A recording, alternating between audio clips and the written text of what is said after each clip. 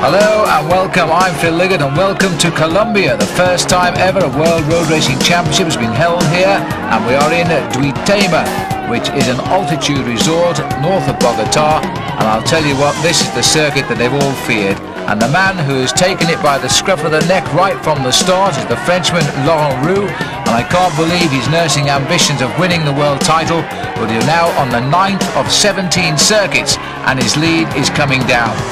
In the main field here, it's a total of 15 laps by the way, but in the main field here, the main field have been struggling.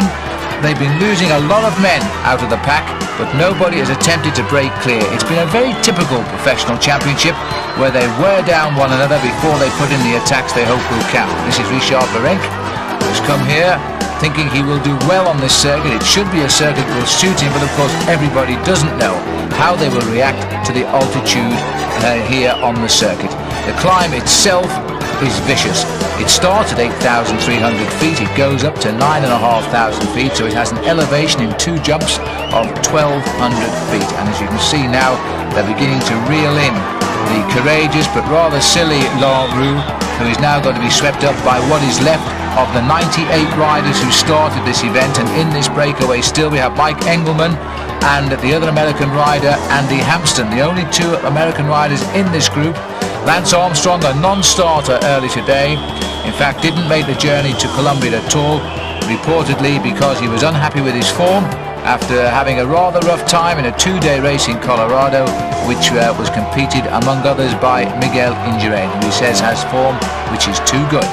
So Lance, the winner of the San Sebastian Classic, not here. Now then, Laurent Roux has spent 9 laps, or the best part of 9 laps out front. He's about to be swept up. Claudio Chiappucci is setting the pace here. Not surprisingly perhaps, the Colombian riders are all lining up behind Claudio Chiappucci. The pressure is on them because there were great fears expressed by almost every country coming, and really it's a very small field with only 98 starters here in Colombia, not only of the course but of the country itself. And yet these World Championships here, the Colombians have made every rider feel extremely welcome. Crowds enthusiastic. I'm sure they would love to see a Spanish-speaking winner, but even so, they're making every rider welcome to Colombia. They do appreciate the sport. A little breakaway going immediately now on the capture of Laurent Roux. They're trying to establish a little smooth-moving breakaway. Claudio Chiappucci, I think, is the rider who spearheaded the attack, and Gianni Farazin, so 2 Italians straight at the front, and there they are. Farazin, Chiappucci, Morleon, and this rider coming on is Jose Jaime Gonzalez from Colombia. So the Colombians trying desperately to put in a good performance on home ground. Well, at least the conditions, which are not great right now, there's a threat of rain, it is chilly, but the sun is shining as we speak. The only chance that we get to see the riders racing in the colours of their country rather than their trade teams, so they form strange alliances. Riders who are normally rivals, of course, now coming together to ride for the country in what is the last professional World Championship, because next year we'll be talking of elite riders as they all line up, and they all can take part if they can get selection in the Olympic Games in Atlanta. There's Farazin, and it looks as though he's having a bit of a tough time now. The hill again claiming yet another victim here as the main field keeps the tempo, watches the riders slip away from the back.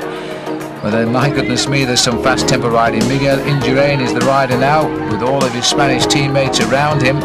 First World Championship, by the way, it was in the Nürburgring back in 1927. So it's rather sad in a way that we're watching the final world title for professionals. There is, of course, now the Under-23 World Championship and the actual World Championship, which means that we'll see these riders in against riders we've normally referred to in the past as amateurs next year. And they'll all be in the Olympic Games as well. I wonder indeed if Miguel Indurain and the big names of cycling will go to Atlanta, Georgia for the Olympic Games, coming so close as it does this time to the Tour de France. So coming round to the end of the lap, and it looks as though we just lost Farazin there. He's gone back into the field. Indurain licking his lips. A runner-up in the World Championship, never won the title, but he's a world champion now for the very first time in his career. A few days ago, winning the time trial championship from his teammate Abraham Olano.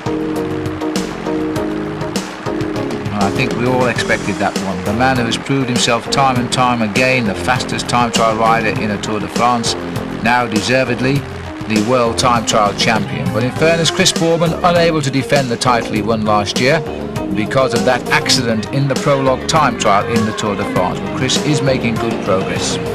Rolf Sørensen here, very resplendent in the colours of Denmark, and that's Paolo Lanfranchi, who doesn't seem too keen.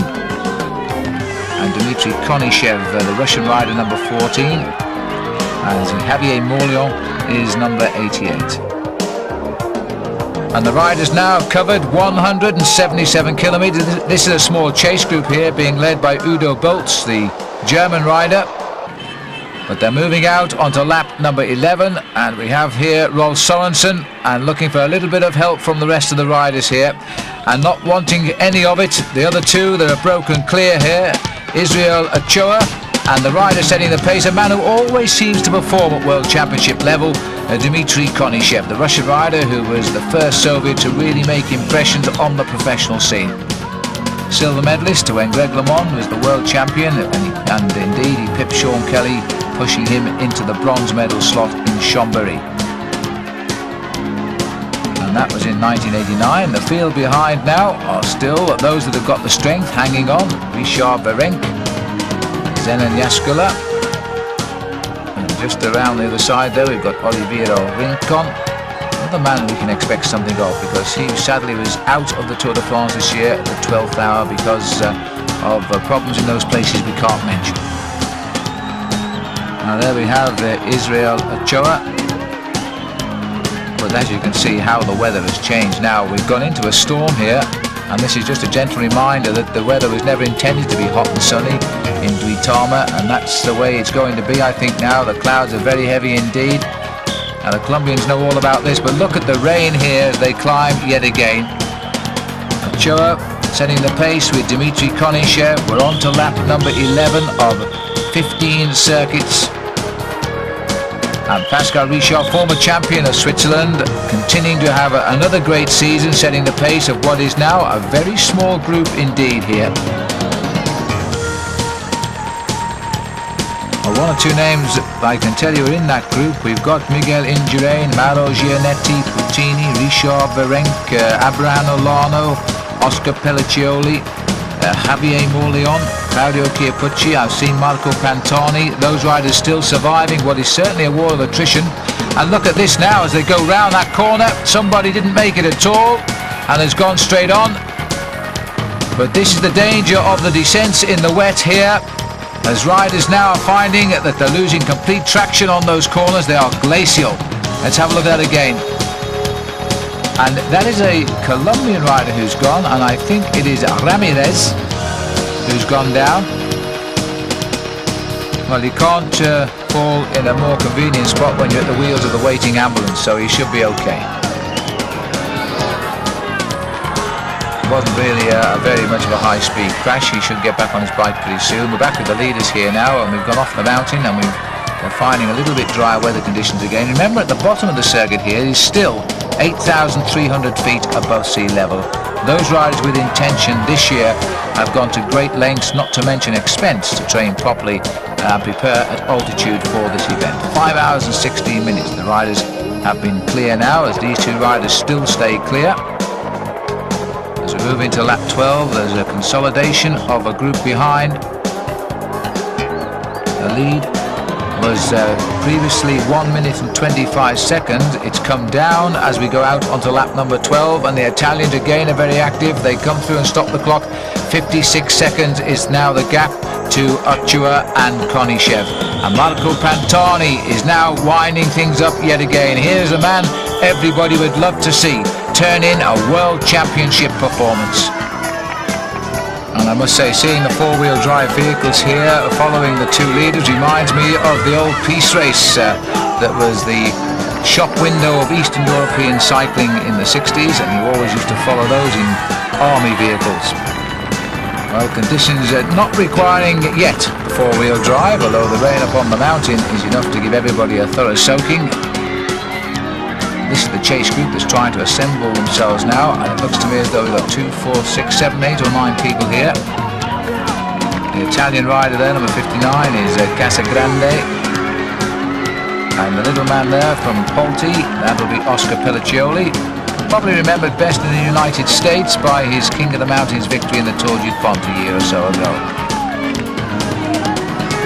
And they come from the town of Duitama, but what a lot of pressure too to do well. Well, he's doing all right now, because he's up in the chase group being driven on here by Miguel Indurain, the man everybody is saying has the form. We know that after his great time trial ride. And Escartine also here, ride number 83. The Spanish rider who continues to progress here. The Spanish team is tremendously strong this year.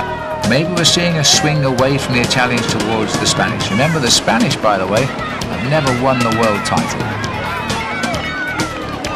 Two Italians have made the split, Pelliccioli, Marco Pantani. The race now taking on a much more serious approach to this mountain route. You're either going up or going down. Back with the leaders here, Israel Ochoa and Dmitry Konishev. And the Colombians far from disappointing the home crowd so far. We had the long breakaway by the Frenchman Longroux. He's been picked up and washed away on the climb, but he's got a good future in front of him. He's only 22 years of age, by the way, Longroux. Had a very good ride last year when he finished 5th in the Paris-Nice state race. Just 33 seconds now, and judging by the speed as we look down from our helicopter, it won't be long before we see that chase group come back. Dmitry Konishev perhaps thinking of the ride still to come that lies ahead if he wants to turn in another good world title performance. This isn't the moment now to put a lot of weight behind this breakaway. He may already have sensed, in fact, that Ochoa is not the rider to be with. Coming on to lap number 12, or completing lap number 12 rather. About halfway round the course here, and still on the climb. There's the very select little group, about 15 men. And in fact, one or two more Italians are here now. Number 59 is Francisco Casagrande, having a great season, which all started out with a stage win in the Tour of Calabria back in March. And since then, he had a great Spring Classic season with 4th in Flèche-Wallonne and 5th Liège-Bastogne-Liège, and 2nd in the Tour of Romandy in Switzerland in May. So, deserving his place on the Italian team, and this man, well, he certainly deserves his place, and he's dancing away on the climb. If anybody should love this mountain, it should be Marco Pantani. He's turned up the pressure just that little bit now. He's decided on lap number 12 it's time to start breaking up the field. Jimenez is trying to get on terms with him there for Spain, but it looks as though it's going to be Pantani using the leapfrogging effect to start with the two leaders who are away, Ochoa and Konishev. But he's going to find that there's no strength in this leading group. When he gets there, he's going to have to continue and hope that somebody perhaps will join him, because I cannot believe that he is anticipating another 3 laps of this circuit alone. So Pantani has made his move. He's got up alongside the two leaders and left them completely for dead, although you've really got to hand it to Israel Ochoa. He's just gone round and left Konishev, and he's joined the new express which appears to be going forward. So Pantani keeps the rhythm high. This could be the first serious selection now. This could well break up that chase group. There's still an awful lot of riders back there. The Italians, as always, one for all and all for one, will not be countering the reaction of Marco Pantani. Spain have been particularly active today. Indurain quite clearly feels he has the form, and it looks as though his lieutenant Jimenez is coming up.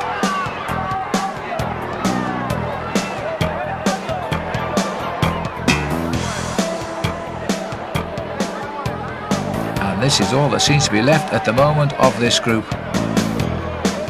Pascal Richard, who is in this group, or in the group just behind our picture at the moment, trying to drag the racing back into contention. Mauro Gianetti, now recovering from his injuries that kept him out of the Tour de France, is also in this group. Remember, he was the man who shocked us all with back-to-back wins in the World Cup in April and May time. Abraham Olano. The Spanish riders have got 4 men up here, and they may even have 5, but this is Jimenez at the front. There could be 4 of them back in that pack. Jimenez has scored to Ochoa,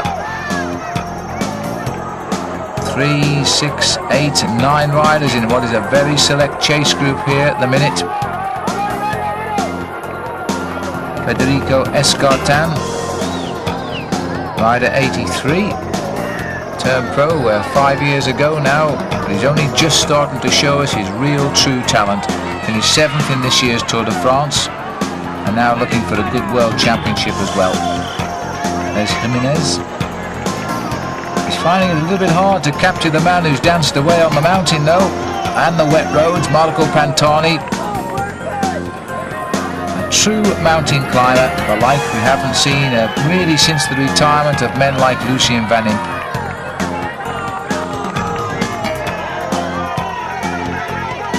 Just sits there and concentrates. He belies his young age with his bald head. That's the style. And now we're looking as though they might be just trying to reorganise themselves behind. Remember, there's a lot of Spanish riders in this group, not least this man here who's setting the pace right now, Miguel Indurain. No reason to panic just yet. There's plenty of time. Pascal Richard sitting firmly on the wheel of Indurain, and it looks as though it's going to may all come back together this time at least. There's Richard, number 31. Mauro Gianetti.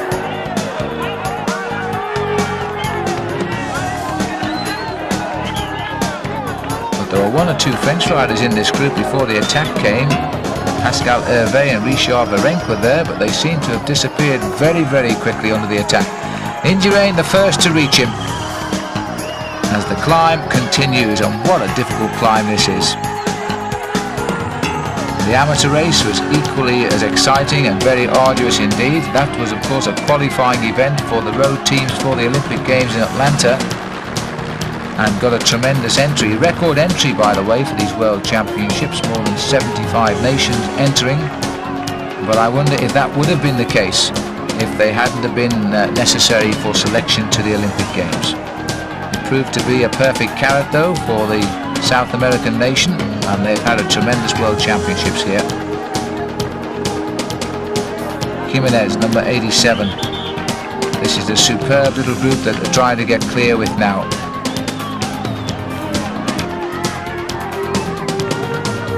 Mauro Gianetti, 2 World Cup victories and currently lying 3rd in the World Cup with just those points scored. 100 points and 50 points a win. Miguel wears 82 in this event. A man who's had seconds in the World Championship but never the World Champion. Something I think he's beginning to get to him. So many people are saying he's a man only for the month of July for the Tour de France, which in itself is not true, because of course he's won the Tour of Italy in the month of June. And yet he never seems to worry about the World Championships. But I think this year he's come here thinking very much of these championships. We've got, and these 2 have been dropped slightly from the main field. Number 1 is Rincon, number 84 is Abraham Olano.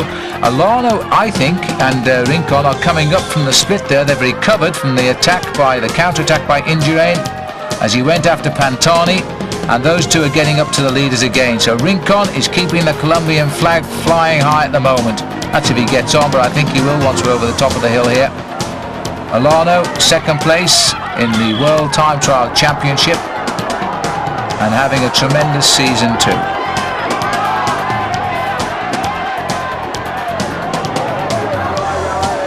A great battle, Olano and Laurent Jalabert in the Tour of Spain, which was unaccustomedly held in September this year, as it will be next year.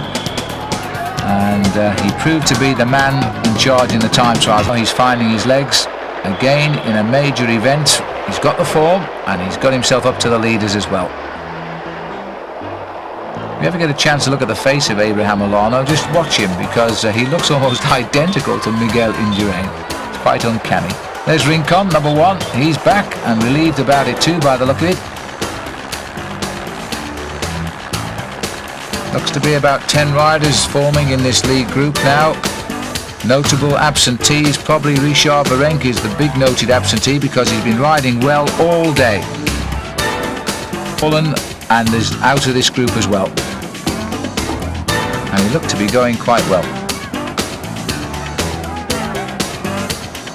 Well, the risk is always there on these descents because your brakes never work quite as well as they should. As they sort of slide as you apply the brakes to the rim, you get that film of water between brake and rim. The bike gives you that horrible feeling it's accelerating rather than slowing down.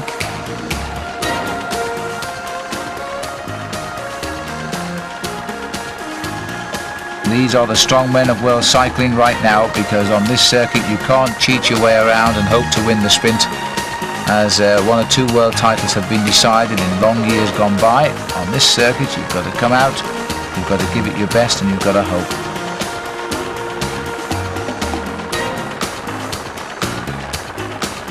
Well, that looks to me as though we've got Escartine on the attack again down there. And if we have, the rider in the red jersey, I think, could well be Puccini. Now they've only just gone clear.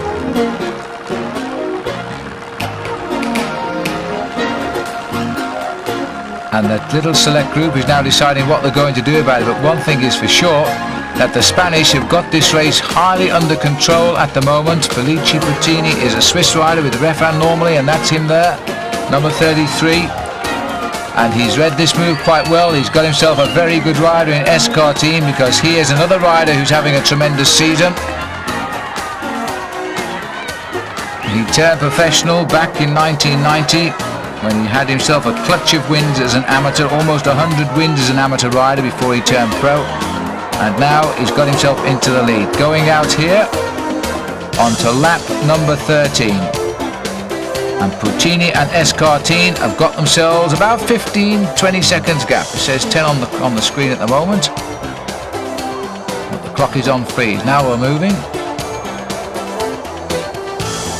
Paolo Lanfranchi bringing them through at round about 25 seconds. Through the feed station, out onto lap 13, 3 laps still to go. Richard Virenque appears to have recouped somewhat. Rolf Sorensen, who's just gone through the left of our picture.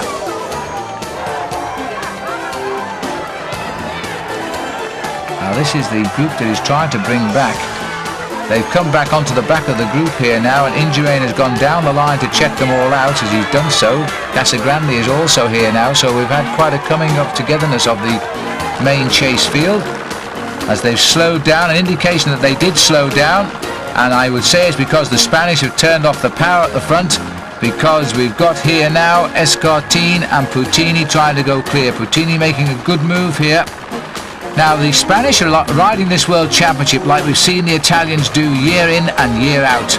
They put men away into breakaways all of the time. They don't care which one gets the world title as long as the country succeeds, and they all share in the kitty. And right now that's exactly what the Spanish have been doing throughout the day since they picked up the Frenchman. And it's been left to the Italians to try and put matters to rights.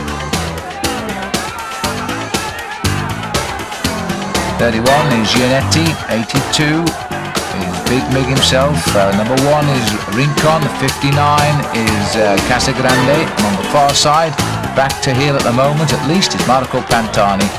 Richard Virenque is also there. Rolf Sorensen, a man for the single day certainly, and a man for the World Championships as well. And Jose Jaime Gonzalez is number 10, still flying the flag for Colombia. So Colombia have certainly 3 riders here, because also here Israeli Ochoa, who is in that breakaway with Konishev. He's done extremely well to stay with the action right at the front, despite that attack with Konishev. Konishev is no longer here. It's Spain and Italy, with an intrusion from Colombia, the way the action is coming at the moment.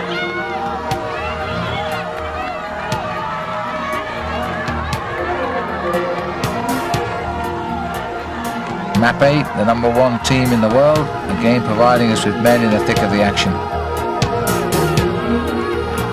There's Lanfranchi, number 66. Has that strange squat little style, rather similar to Pantani. Number 84 is Olano. It's just off our camera. You see how he looks like Miguel Indurain? This is Lanfranchi. There's the little climber, Pelliccioli. well suited to this course today as we go further up the climb. They're not really escaping yet, but Mr. Wermelinger, the commissaire there with the red hat on, I'm not sure whether his car should be right in the gap yet, although it's probably bigger than it appears on television. But they can see the cars, they can see the two leaders, and the Italians are having to do all of the work now because they're under a Spanish escort. Pelliccioli making the rhythm. The gap is 15 seconds, so they're holding. Pantani, Virenque looking very, very concentrated.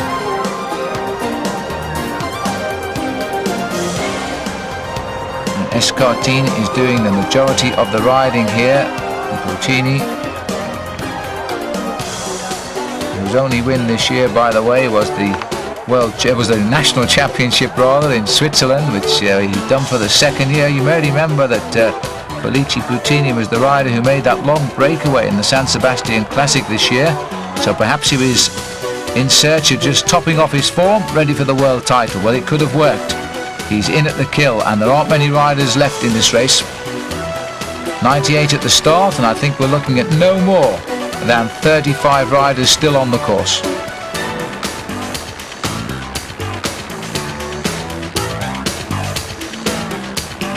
Once over the top of this hill, it's down to the finishing line, and then the riders about a lap and a half from the finish.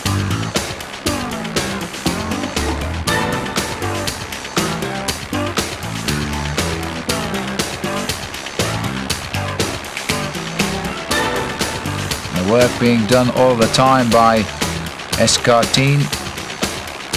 Puccini has made the move, but I'm not sure now he's got the legs to push it home. It seems to me, although this breakaway is clear, it is well under control of the chasers behind.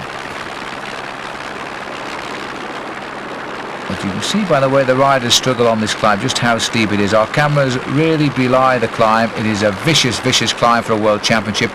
It's probably the most difficult circuit since 1980 in Solange, when Bernard Hinault won what was most certainly an elimination race there, as riders each lap just simply dropped away rather than a breakaway forming, and in the end Hinault was magnificent. He got his world title on a very difficult course down in France in Solange.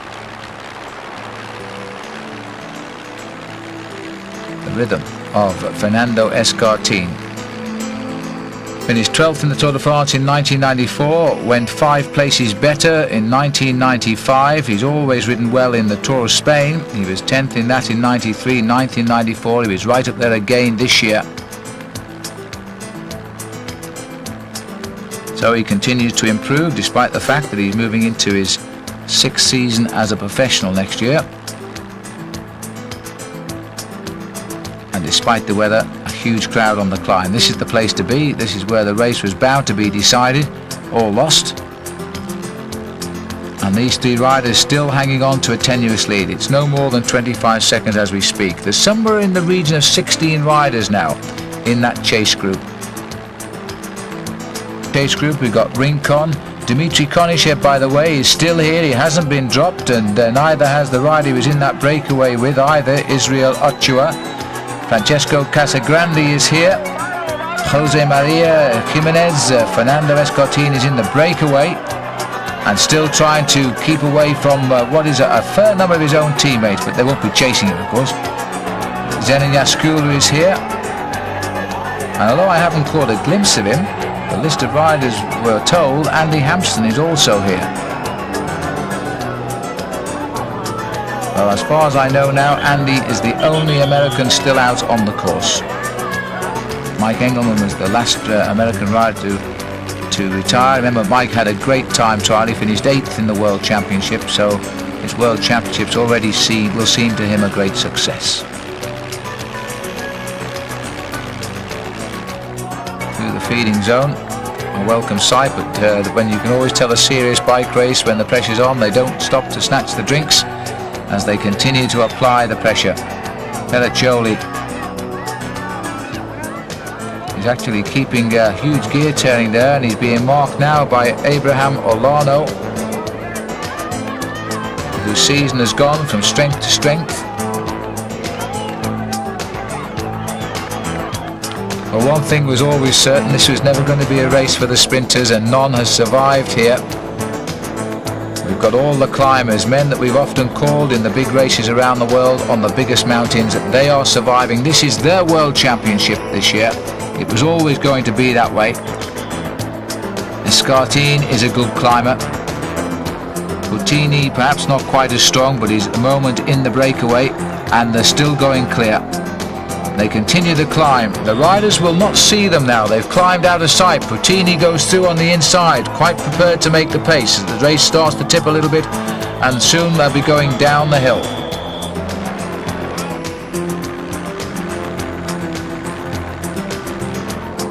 Oscar Pelliccioli and Alano just behind him. Alano has only been a pro since 1992. He's just 25 years of age, good time, a nice mature time of life to be a professional bike rider. Number one is Rincon, still with one of his teammates in front of him. I think it was Gonzalez. No, it wasn't, it was Ochoa, number 7.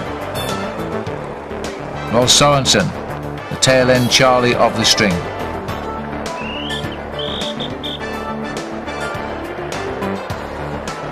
And the gap is still opening up here.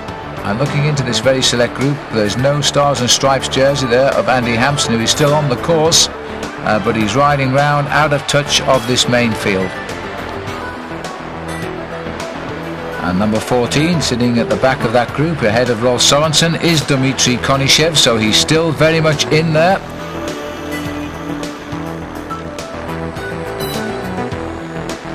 Now, when they get down off this mountain here, they'll be completing their 13th circuit, and they're still hanging on to the best part of a half a minute's lead. There's no reason to panic yet. A lot of riders here, like Sorensen, look to me as though they're just trying to survive rather than take part in the race right now. Konishev and Sorensen riding at the back of this race. Konishev, the rider who turned pro in 1989 and then popped up with a silver medal in the World Championship at Chambéry. He's had the pleasure, as it is for all riders, to win the final stage 2 of the Tour de France, which he did 1991 it would have been. It was the year that our man Jamaluddin Abdou-Japarov crashed in sight of the line with that spectacular fall.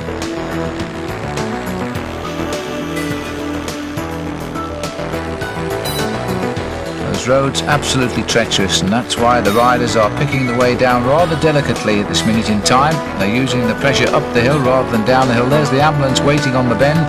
Quite clearly that bend was recognised on the recce as to be the one to put the ambulance on, and we've already had a fall right on the corner there with Rodriguez.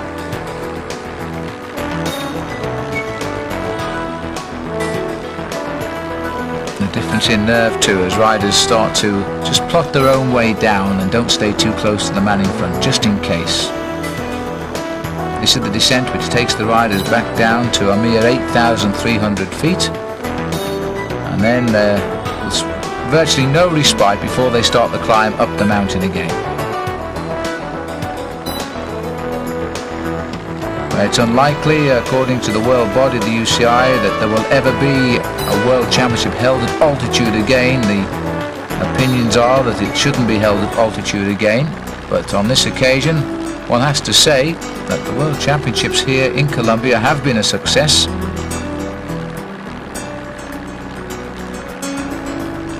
And I should imagine that the man that picks up this title will feel he's more than justly earned it, because it's got to come from the riders in our picture at the moment, unless of course it's one of the two out front. But in this leading group, certainly the selection has been made now, something like 30 kilometers still to race. The Italians on the defensive for a change, because the Spanish are playing the cards in great order. Rincon sitting at the back, still waiting and hoping he might be able to get away, perhaps with a lap to go. Rolf Sorensen here, the only Dane, as so often he is at World Championship level, left in the thick of the action. Richard Virenque, the Frenchman who shot to fame in the Tour de France when he wore the yellow jersey for a day, now very much an established star of the circuit.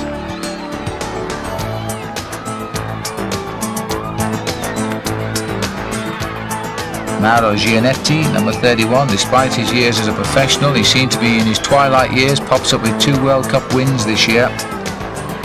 Lanfranchi again, this cramped style and long reach of Lafranchi's. He tries desperately now to pull the Italians back into this action. They're having a real problem here, and calming down Felice Puttini and Escartine. Puttini sharing as much of the work with Escartine now. He seemed to go through a bad patch, but he's come back, and you know that perhaps he doesn't like the hill quite so much as Escartine.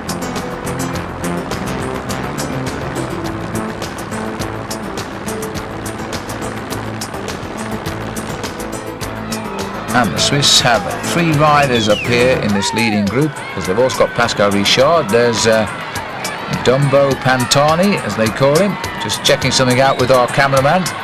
He's quite a character actually, and a very popular addition these last couple of years to the world circuit. Far from having the legs of an angel, he's also got quite a personality.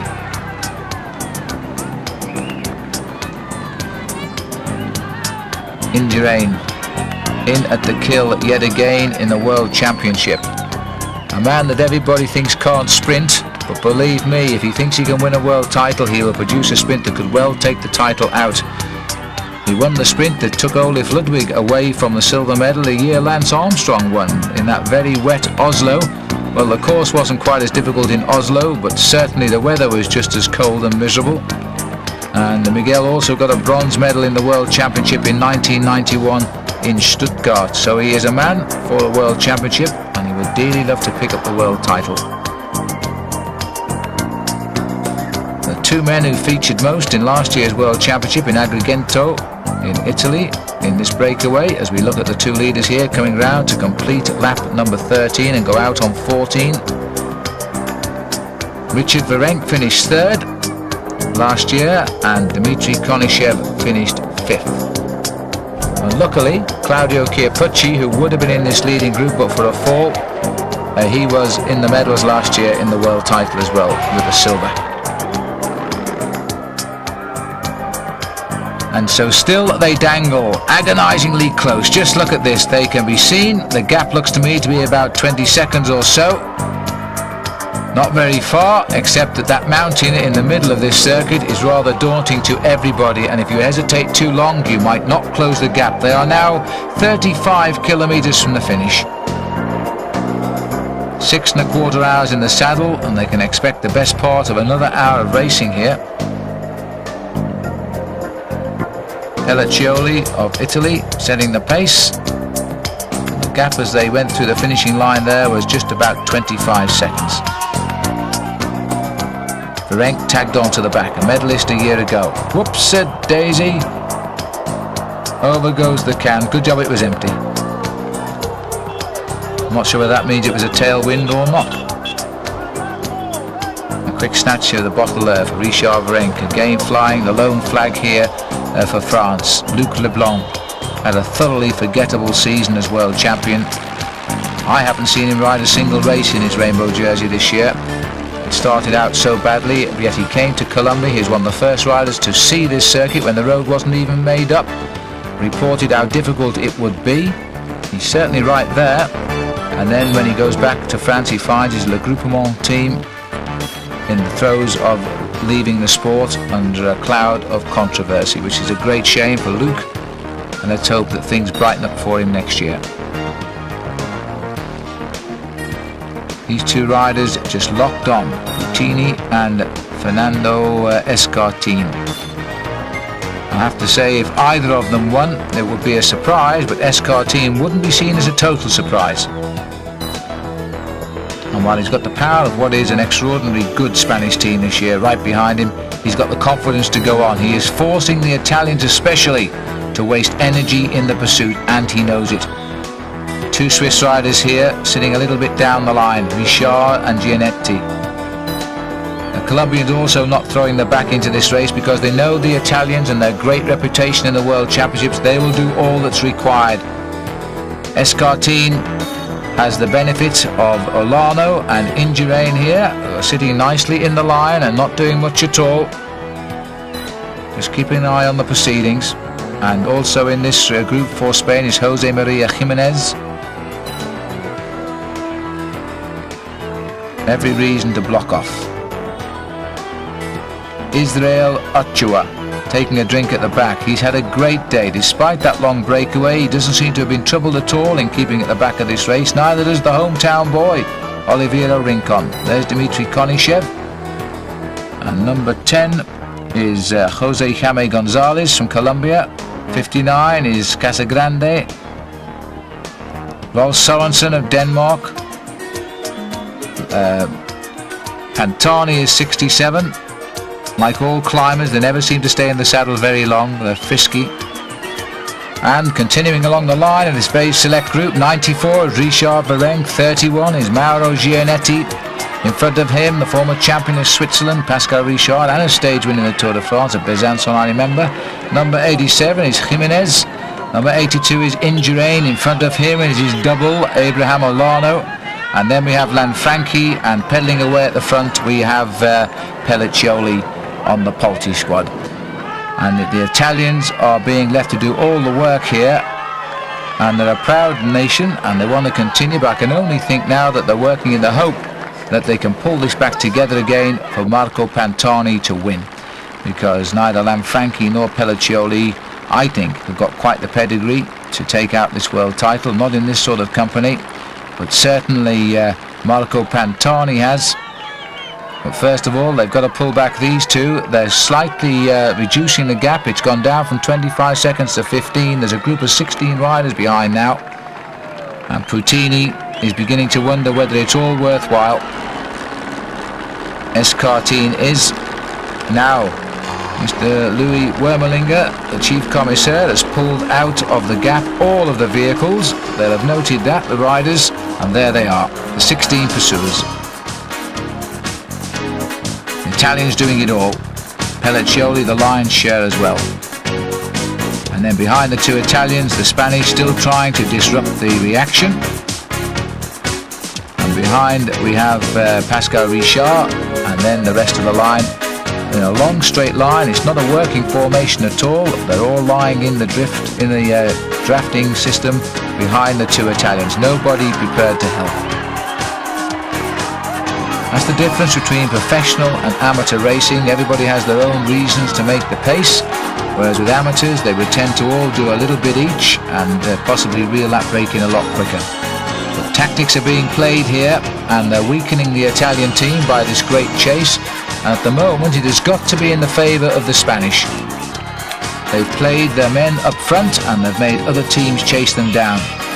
Now then, sir, about this bicycle. Well, I think the lightest machine required on this course is for sure, and that one I don't think would make a lap. It's been a terrific circuit in many ways, great for the spectators, but terribly, terribly difficult for the riders to participate in. There were only 98 brave souls came to this start line, and there are now fewer than 25 still left in the race.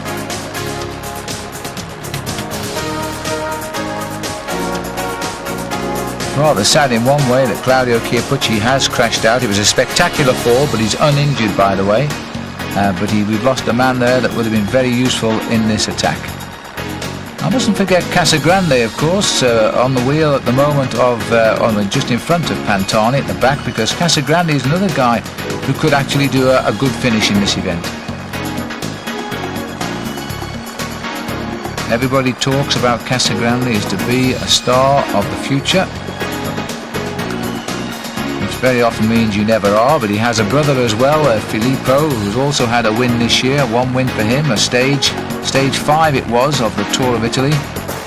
Francisco, who's in the breakaway here, he's only had a couple of wins, but he's had some terrific performances under his belt as well. Lanfranchi setting the pace, followed by Pelliccioli. Then comes the Spanish, then the Swiss, then the only Dane in the breakaway, Sorensen, with the white stripes on his jersey. And then further down, I think we're looking at the riders who are waiting for the chance to springboard, the likes of Casagrande and Marco Pantani. Again back into the rain. Again Putini is not now putting all of his enthusiasm into this breakaway, and I think we're about to see the train catch up. The Italian Express on the flat road before we go through the start and finish and climb the mountain yet again. It looks to me as though we're going to come all together And there it is. As they make the right-hand bend, it will be, in fact, the first man to pick him up will be Lanfranchi, followed by Pelliccioli. That was a terrific chase down by the two Italians. They received absolutely no assistance. The race went at the end of the 12th lap. They were away all of the 13th lap. They were away almost all of the 14th lap. But now we have 18 riders in front. Now the Spanish have played the cards. They've got their man caught. The next obvious thing to do if they're going to continue the trend is to attack, because they've got all the men in this breakaway to continue to put the pressure on the rest of the group. And in fact, here comes the move from the Spanish riders again. Alana, no, I thought Alana was going to have a go there, but in fact Alana just moved up on the wheel of Pelliccioli as the climb once more starts. But everybody taking very close alignment here once more. Escartine is the rider nearest the camera. He still looks pretty cool. Alano 84, and a very strong move down the outside. In fact, that is Jose Gonzalez who's gone for Colombia. And the Spanish reaction is coming again. So you see Spain are so intent on this. I'm not sure whether that wasn't Miguel Indurain who made the move right there. And in fact, it was number 87 who made the move. So it was Jimenez and Gonzalez. Isn't it amazing how the Spanish speakers now have come into their own in a country where they speak that language? Never had such a world championships in their life. And now up comes, I think it's Mauro Gianetti. And gone straight by. Gonzalez, I don't think has got a second kick in him, but certainly Jimenez has. This is the rider that caused absolute panic in Colorado when they had the training races over there. And I think contributed to the fact that Lance Armstrong decided he wasn't good enough to come to this World Championship. And instead he went home to Texas. Jimenez then has now come up onto the back wheel. He is very much a man who could pull off this world title. The first ever it would be two for Spain. He's gone up alongside Mauro Gianetti. What a great season Gianetti has had, spoiled only by a rather silly crash in mid-term in the Tour of Switzerland, which caused him to miss the Tour of France. But you know, so often happens, if you have a mid-season crash, you allow a little time for the body to recuperate, pressures are gone for a while, you can come back so well at around the time of the World Championship, and Gianetti may well be heading for victory here too.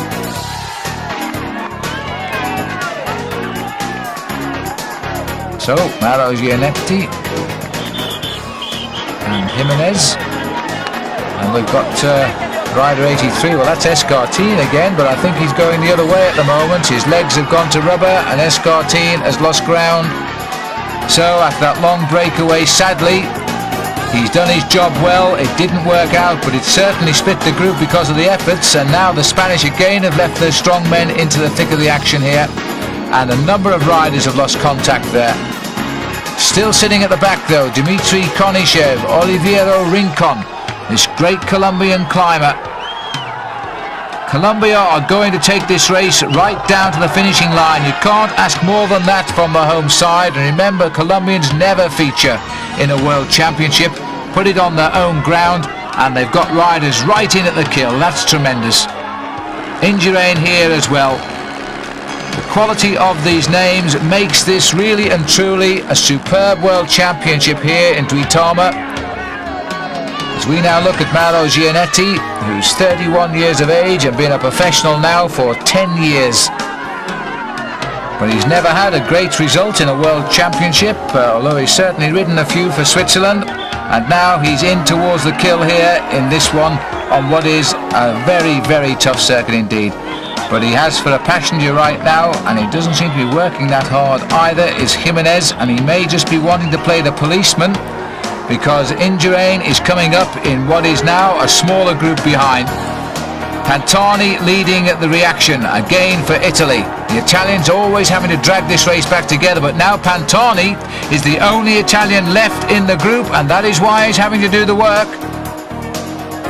The man who's surprising me is number 7 there, Israel Ochoa.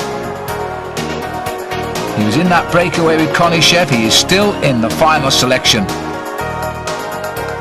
Jimenez Giannetti.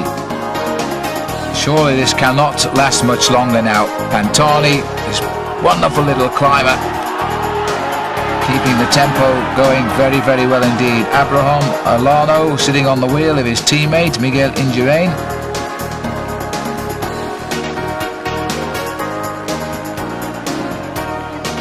And there's Giannetti, those bronze legs of a man who spent all of his summer riding thousands of kilometres, mostly in nice weather. It's not rust, it is brown skin, because the rain today has been rather tremendous in the middle especially.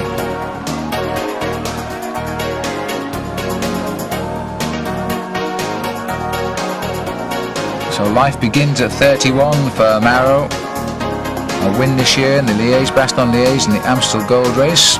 Last year, I think his best performance would have come when he finished 9th in the Tour of Lombardy, and that's a race still to come yet this season.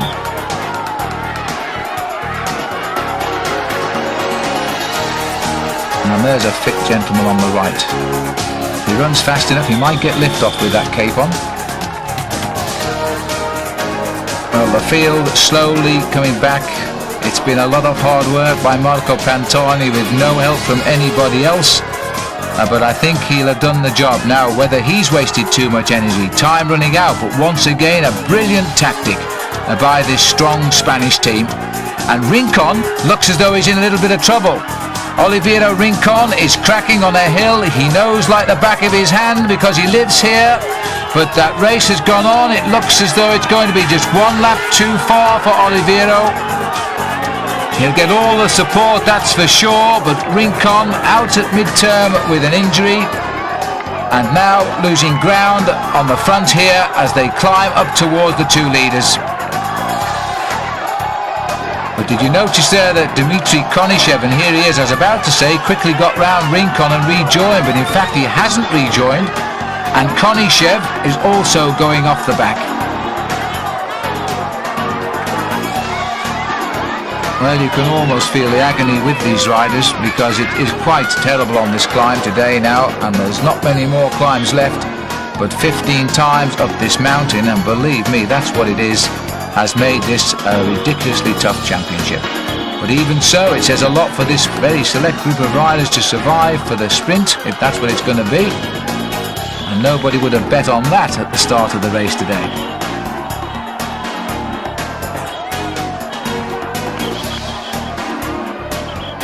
So it looks as though the Spanish are going to have to think again now. Their tactics so far have been nothing short of textbook. Swiss riders too. And perhaps we're not paying enough attention to the likes of Pascal Richard, because there's a man who is an extremely strong rider who wouldn't surprise at all if he managed to turn out a winning ride in a world championship. It perhaps in some people's eyes is long overdue. He's been a pro for 10 years, just like Giannetti, and indeed I was around when he won the World Cyclocross Championship back in 1988, when he just signed for a new team sponsored by Wyman and got them off to a great start. But he hasn't yet won a world title, although last year he did land the King of the Mountains in the Tour of Italy and indeed won his home Tour of Switzerland for the first time, a race in which previously he had finished second. So he's got the form, I think, and now we'll see if he can finish off the rest of this race today. So the Swiss still have two men up front. The Danes, I don't think have got any longer Rolf Sorensen. I don't see him in there at all. And this man, who has been something of a hero all day, is now for the first time in a little bit of trouble. This is Ochoa. He has ridden magnificently, this rider, and he is not going to give up. He's going to suffer all the way to the finish, and the crowd appreciate it. He was in that breakaway with Konishev, and now it's again just proved one hill too far for him as he loses ground. The relentless tempo being set by this ever-decreasing, very select band of professional bike riders. And now we've got in this group here setting the pace. We've got Richard and his teammate Giannetti, and Indurain here is sitting at the back of the group, and in fact appears to be asking the question. He's got a problem. Now I think he's got a puncture, but because of the situation he's taken immediately a bike. He didn't even wait for a wheel change. What a time to puncture. That was Konishev who went through on his inside. And I'm not too sure whether Dimitri will have any legs to even race back with Miguel Indurain, if indeed Miguel can get back. Now here's a man who's taking no chances, but he's on a strange bicycle now, and the way he's starting off, he looks a little bit clumsy on it as well. So Indurain, a flat tyre it was, nothing more serious than that. It wasn't a bike breakage, but he made the very quick decision for a bike and not a wheel. And there's the proof of that wise decision. He's pedalling straight back onto the group, and I'm not even too sure whether certain members in this group know he's even in trouble. Well, there is a sign of a brilliant rider, and indeed a man who's made it quite clear. Oh, look at the flood water there, by the way, that's washing off the mountain. But this is a man now who quite clearly has come here to win the world title and take the double. The double of the time trial and the World Road Race Championship, and the prospects next year of becoming the first bike rider to do the other double, the Tour de France and an Olympic gold medal. So place your bets now, quickly, before he wins the world title today, as Indurain now gets to close in on the breakaway.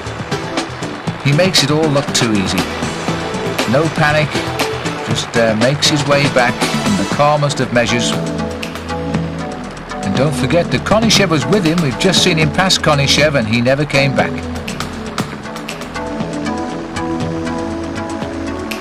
So we've got 3, 6, 9 riders. Oh, maybe it's like 3, 6, 9 riders there are. That's all that's left now. There was originally 18. We dropped 9 the last time up the hill in 1s and 2s. There were originally, of course, 98. But now there are just the 9 riders left.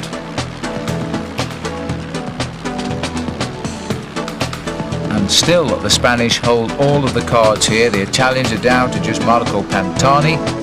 The Spanish are down to, I think it's 4 riders still here. The Colombians have all gone on the last climb, Rincon and then Ochoa. Russia have lost their man in Konishev. The Swiss still have 2 here, Pascal Richard and Mauro Gianetti. And the French still have Richard Virenque, so there's still a lot of people to shout for.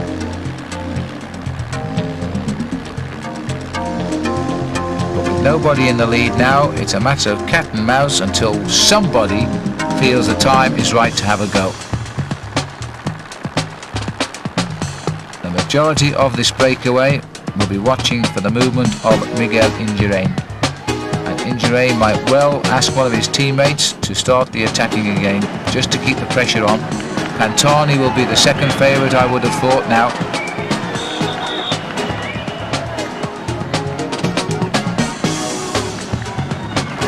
A long freewheel down off the mountaintop, down to 8,300 feet, and then it's work your heart out again as you climb back up an elevation of 1,200 feet yet again.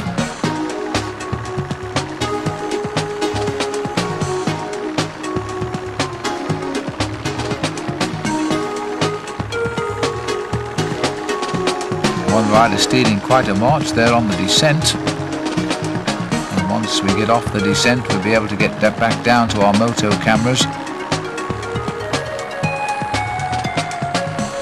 A change in formation in the main line here, so whoever that rider is, there's 1 or 2 riders interested to close the gap down very, very quickly, and now we'll find out. In fact, this is the rider from Switzerland, and it looks to me as though we've got Pascal Richard on the attack. Well, he is the rider which I expected to do something. He's such a good rider. Pascal Richard, and a counter-attack coming as well in Alano, that was. I nearly said Indurain because they look so much alike, but Alano has got up to him.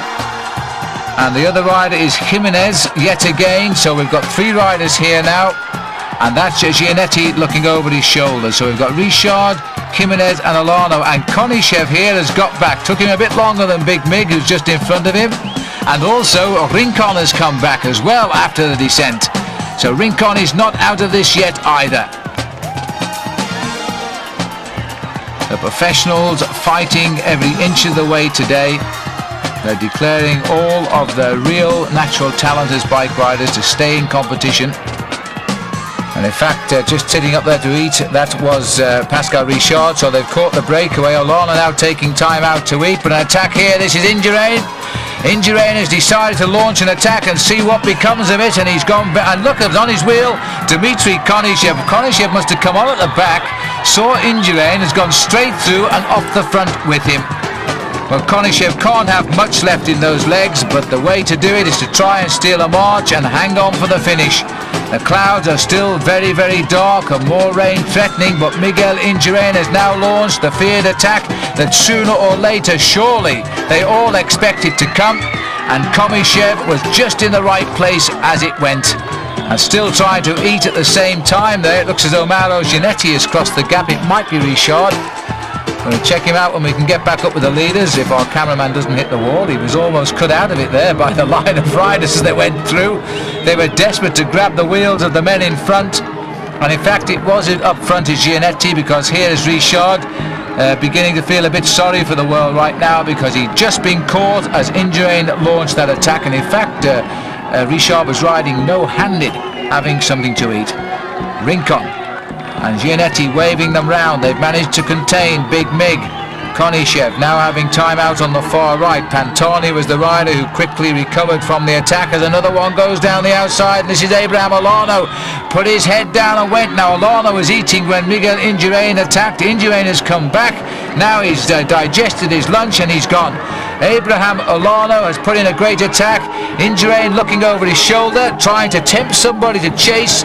Indurain won't attack him, although he's a rival trade team rider. They both ride for Spain here. Indurain just trying to attract somebody to come through, and nobody will react. Well, this could be a fatal mistake for Pantani, and so too for Mauro Gianetti. Gianetti is signalling, I think, to Pascal Richard to come up and do some work as well. Or maybe even Oliveira Rincon, who doesn't seem too interested. Certainly neither does Richard. No, he's looking over the top of both of them here, which could be, he's calling in fact to Richard, his only teammate in the breakaway. They must know that Indurain will not react. There's no point in just waiting for him to react. They're allowing Olano a terrific advantage.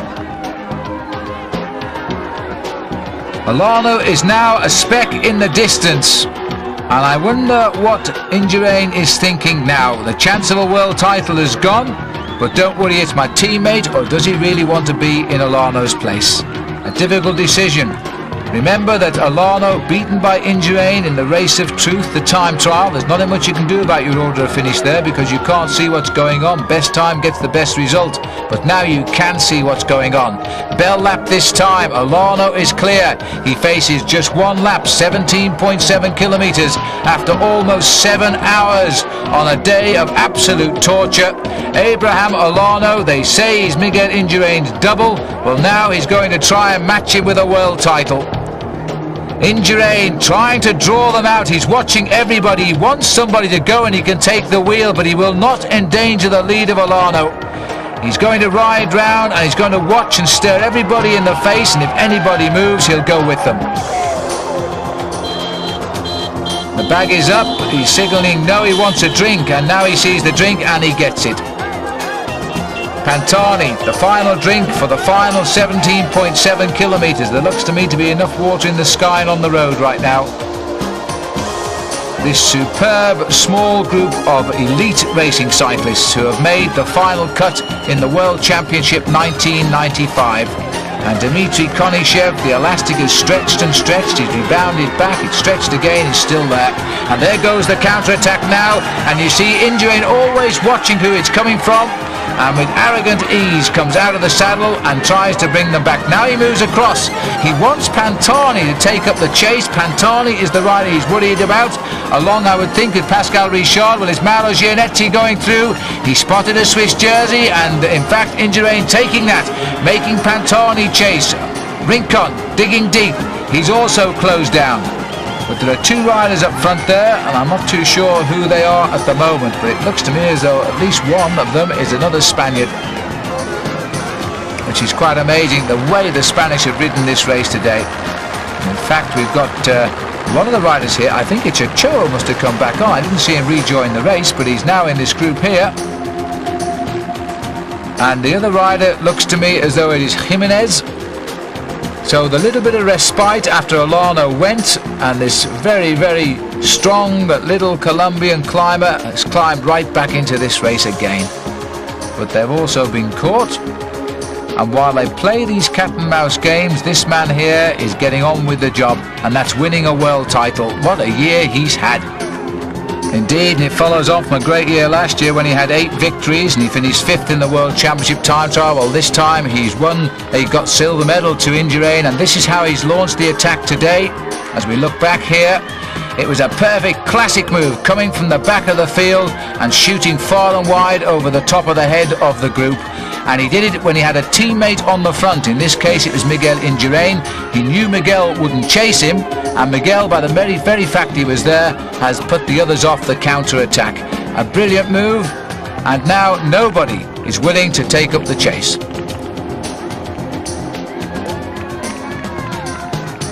You see Pantani here. He was the rider that wanted to do something but didn't. Now we go back to the action once more, and here he is, Abraham Olano, second in the Tour of Spain, and he won all 3 time trial stages of the Tour of Spain this year. And it's very unusual for a man that wins all the time trials not to run out the overall winner of the race, but in fact the Tour of Spain found Laurent Jalabert on demonstrative form, and Jalabert now the new world #1 because of his fine riding in the Tour of Spain. No Jalabert here, and Olano now free as a bird at the moment. This select group behind has continued to swell again. 1 or 2 riders have clawed the way back. We've seen Rincon come back, we've seen Ochoa come back. But there are so many tired legs here, and the Spanish have done everything right today. I'm not surprised that the sport has taken off so much now in the wake of Miguel Indurain, but unlike in the days of the great Eddy Merckx in Belgium, where there were no big stars behind him, it's quite clear now that behind Miguel Indurain in Spain, there are plenty of big stars coming through. Pantani now bareheaded and still hoping to make something of this World Championship. Must be feeling very concerned indeed. Casagrande has got back up here to do a little bit of pacemaking for him. Struggled to get back, and now gone straight to the front to try and reduce the deficit on this final climb of Abraham Olano. 31 is Richard, 14 is Konishev. Richard Virenque is still here, the only Frenchman to survive today.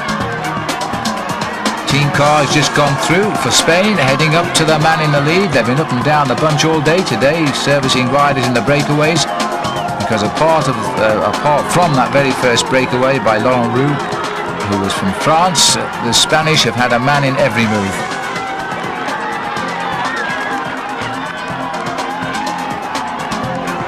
And it looks to me now as though life is beginning to slip away, because if they're going to just wait for one rider to do all the pacemaking, they are not going to catch Olano.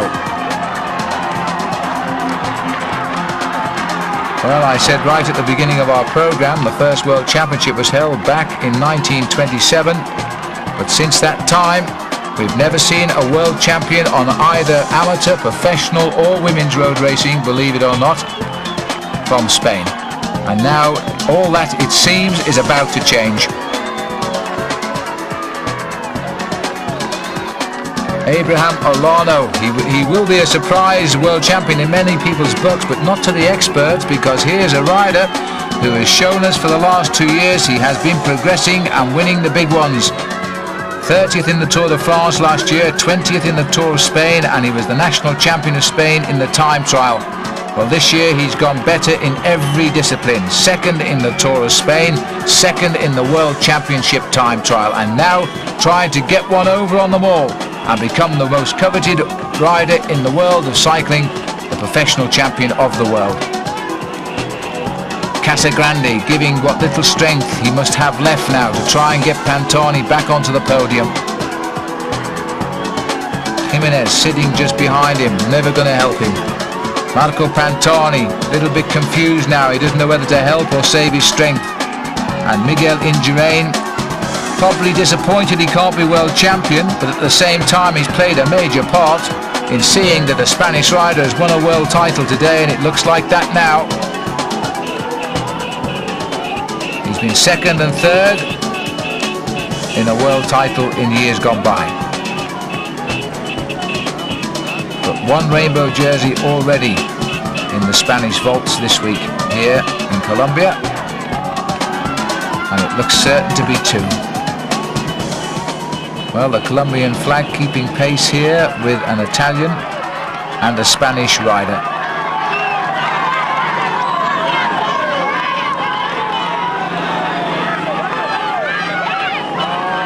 So many riders now only interested in seeing the finishing line, like Konishev, and yet Konishev himself packs a pretty powerful sprint.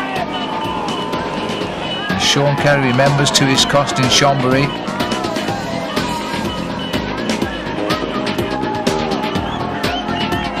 The rain coincidentally going off as the riders approach the finish to give them hopefully a dry sprint. I think from about midway down this pack now, there's nobody interested in the chase back, and Olano is gaining second by second as he picks up over the field and he races in towards the finish, and it's going to be a time of just over 7 hours for the ride today. 265.5 kilometers, near enough 150 miles. And 30 seconds is the gap. Olano has flown away. He took most of that immediately while the riders tried to reorganize their thoughts. Nobody has helped at all. Casagrande take up the chase. Jimenez has been content to follow. These are the legs of the man who is set now to become champion of the world. Abraham Olano on the climb for the last time, and my goodness me, those legs must be aching now. Well, the crowd will recognise the Spanish colours. They know that when they shout at this rider, he will understand every word they say.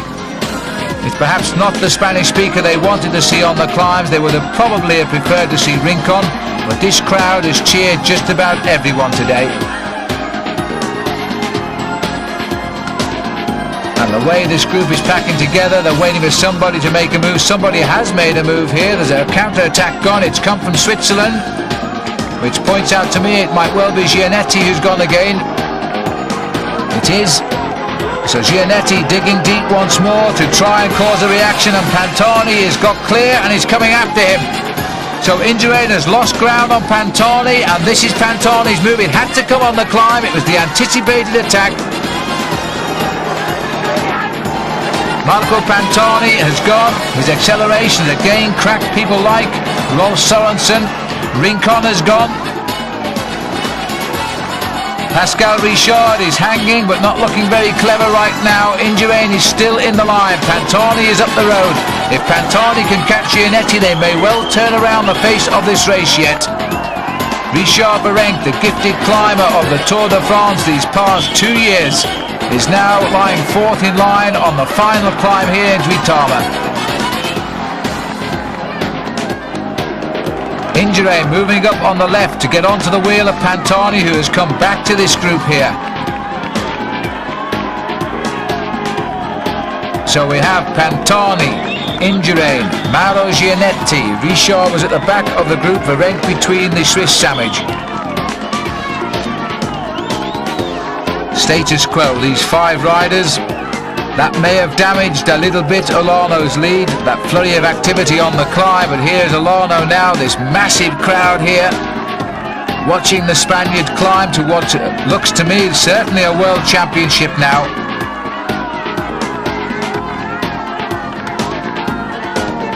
Abraham Olano surely couldn't possibly have dreamt of being a world champion by the end of this day.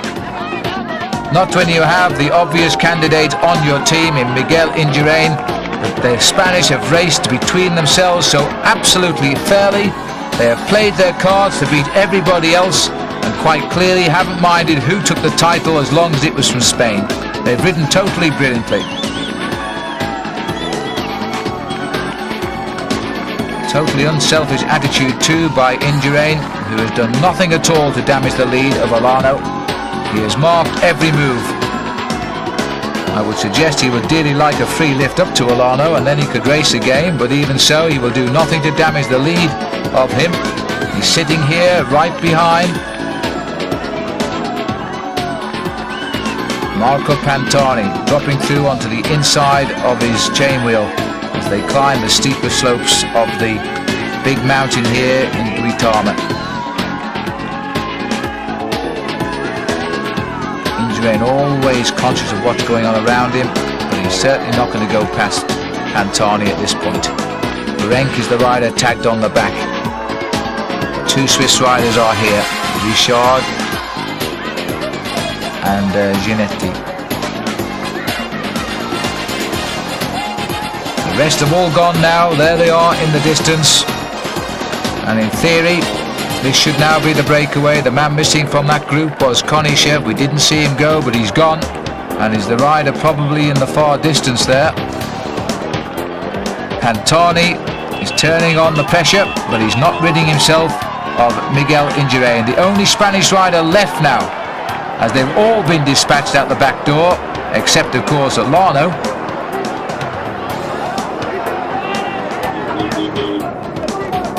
And what a great race it's been for Switzerland as well. They've had men in the action throughout.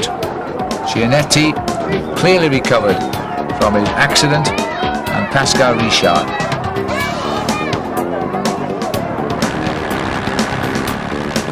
Further up the slopes now and labouring a little bit. Abraham Olano, well, he knew he was going to hurt himself on this climb. You don't win a world title and not hurt yourself.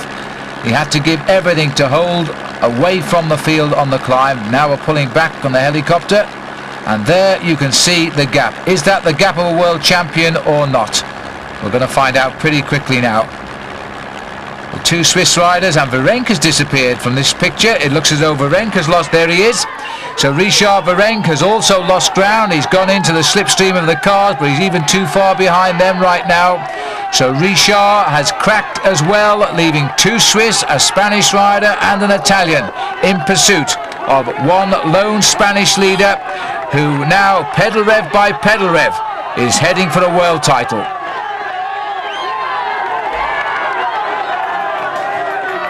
Only a professional since 1992, Abraham Olano. He won't claim to be quite as quick a world champion as Lance Armstrong can after turning pro, but indeed it's not bad. A single victory for him in 1992, no wins at all in 1993, and then a great season last year when he had 8 wins, and this year the strength has continued. Well, we don't want to prematurely say he is the world champion, but if he wins this title he has to remember that when you are the world champion, you don't seem to have a great season afterwards. Ask Luc Leblanc, indeed ask Lance Armstrong. It seems to be the curse of the rainbow jersey, but I wouldn't think that Olano is thinking of that right now. Richard has gone as well, so the Swiss climber has also cracked. So that leaves Gianetti, who I can't see, but I think he's tucked in the slipstream. Yes, he is, just behind Pantani and Indurain. The relentless pressure of tempo riding on a mountain by this gifted climber has rid off his wheel everyone except the one man he'd love to shed, and that's Miguel Indurain. If he could just get rid of both of them, then he will be able to concentrate on the chase down of Olano. Well, this crowd seems to be getting thicker and thicker. We're on the final ascent of the World Championship, a magnificent crowd. And there is the devil, shades of the Tour de France. The man is back, although it doesn't look as though his horns are quite as big, so it's probably not the same one. And Dumbo Pantani trying desperately now to rescue this world title. All of the Italian team has worked for him today to put him in this position for a podium place. He's now at least only one man around him who might rob him of a podium place. Somebody's going to be unlucky of a top 3 finish. And Olano continues the long, horrific slog up this 8 kilometres of mountain. There they are.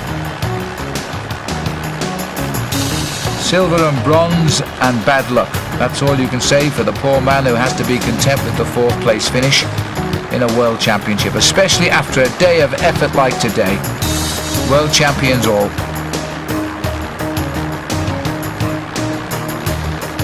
And still no one willing to help Pantani. I'm not sure whether they could anyway, because of the way he climbs.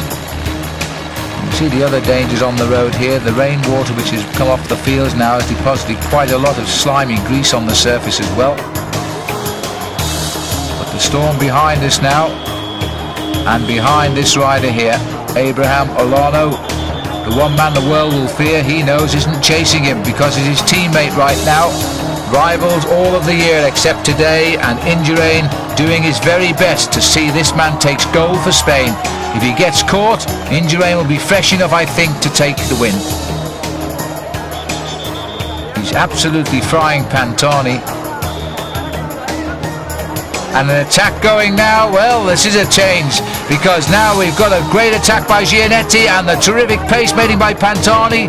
Maybe just hesitant there, Pantani. He's going to have to get back in his rhythm, because Gianetti is accelerated, and now Pantani will take a little while to get back into his rhythm, but he's not gone yet.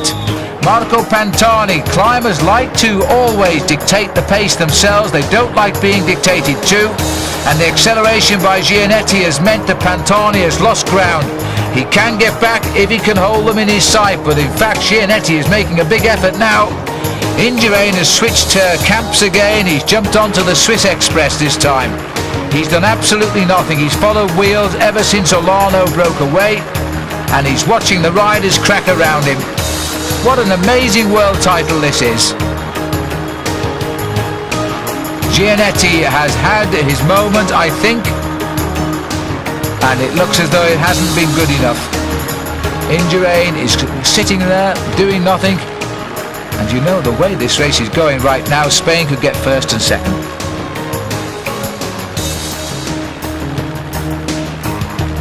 And that would be another first. Juan Fernandez, who is now a manager with the Spanish teams. There's a rider who has had bronze medals in the championship. In fact, it was the only race he ever did well in for a couple of years, was his third places in the world titles. But even Juan Fernandez will now be able to rest in peace by the performance of Spain today. Olano looks certain to be the world title. Indurain is queuing himself up for the silver medal. And as I talk about Juan Fernandez, let me remind you too that in real life, away from the World Championship, he is the team manager of the man who's now alone in the lead, Abraham Olano.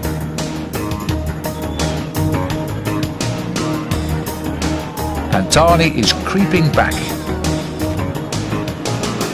And is back and has gone straight by. He's continuing his descent at high speed. Indurain doesn't seem unduly worried about that, but Pantani has continued with his momentum. They've gone so well up the climb there, especially with the attack of Gianetti. There's no one else going to get across now to these riders as we make our descent down towards the finish.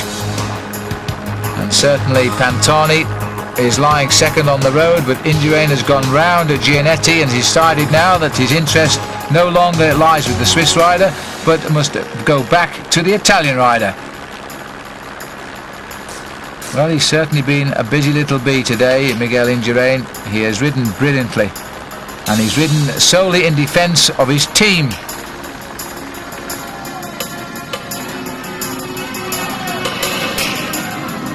The calm before the storm, the final kilometres of the 1995 World Championship, and Abraham Olano having the luxury of a steady free wheel off the mountain at round about 85-90 kilometres an hour. The riders can no longer pedal, they've just got to sit here, a little bit frustrated in the case of Marco Pantani. What a position for Indurain to be in, sitting here now knowing that his country is going to get gold and has not really expended any energy at all, except when he's had to accelerate to get onto the wheels that have attacked.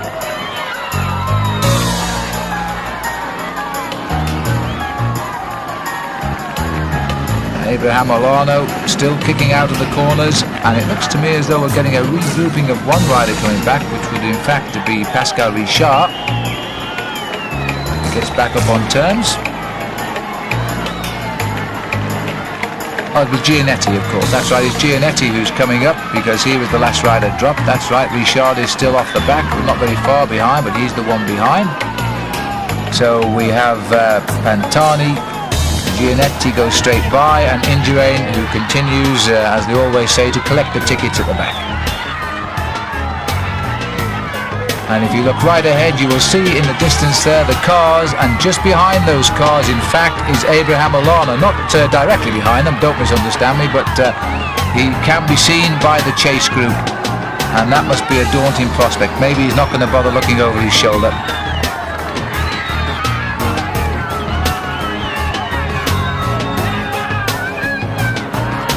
And the road tips down again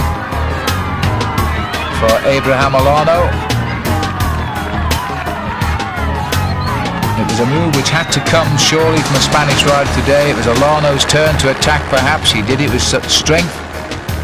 Indurain did try one attack, remember. They were on him straight away, and you don't win 5 straight Tours de France without being closely marked by the men who think they have the strength. Indurain was never allowed the freedom to do what Abraham Olano has done. But it will be a marvellous night in the Spanish hotel tonight in Colombia. The crowd have thoroughly enjoyed the promotions here, both in Bogota for the track and here in Duitama for the road events. And this, the blue ribbon. And I, for one, am rather sad that next year there won't be a professional world championship as such.